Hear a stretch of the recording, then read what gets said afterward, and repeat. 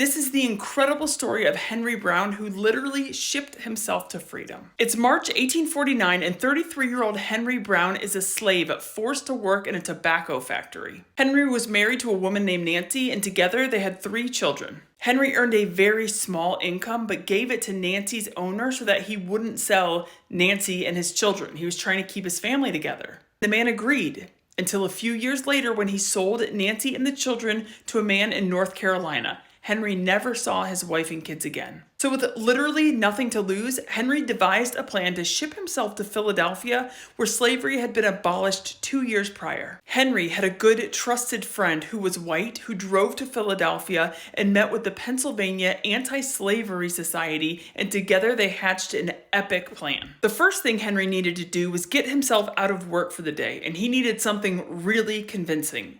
So he purposefully poured sulfuric acid on his hand, which burned him down to the bone. He then crawled into a wooden crate that he had built, which was 3 by 2 by 2 feet in dimension, and shipped himself to Philadelphia. Henry had managed to save $86 of his income to cover the shipping cost. With a few small holes for air, a cup of water, and a few biscuits, Henry stayed in this box for 27 hours. He traveled by wagon, railroad, ferry, and steamboat. When he got to Philadelphia, he busted out of the box. There was a couple random men standing around, so he said, "How do you do, gentlemen?" He then busted out in song and left. Eventually, Henry moved to London, where he met a woman, got married, and started a new family. He spent his days lecturing and sharing his story.